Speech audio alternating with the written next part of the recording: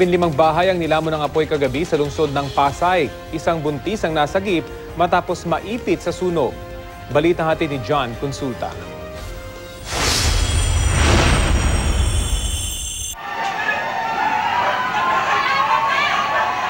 Sa kasagsagan ng sunog sa Pasay City na sumiklab alas 4 ng hapon, matagumpay na nailigtas ang buntis na si Sandy Constantino.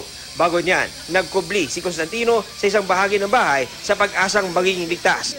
Pero muntik pa niya itong ikapahamak matapos matrap. Wala tayong injured pero may nasalba tayo na nagtago bigla sa banyo daw. Medyo natagal lang kami dahil yan naman ang isang sa operation namin. Rescue first before protection of private properties. Pareho sa ibang sunog, hindi lang buhay ang nalagay sa alangan, kundi mga ari-ariang pinaghirapang ipinundar ng dugo't pawis. Ang isang ito, dinat ng tupok na ang bahay pagkagaling sa paghahanap buhay. Nasa trabaho ako, tinawagan ko. Ganun. Pero wala naman nasaktan. Buti nasa Bicol yung anak ko. Ayon sa mga bombero, may narinig na pagputok sa isang bahay bago kumalat ang sunog sa mga bahay na gawa sa light materials. Posible may mga nasaksak na mga appliances. We still don't know kung ano yung cause niya.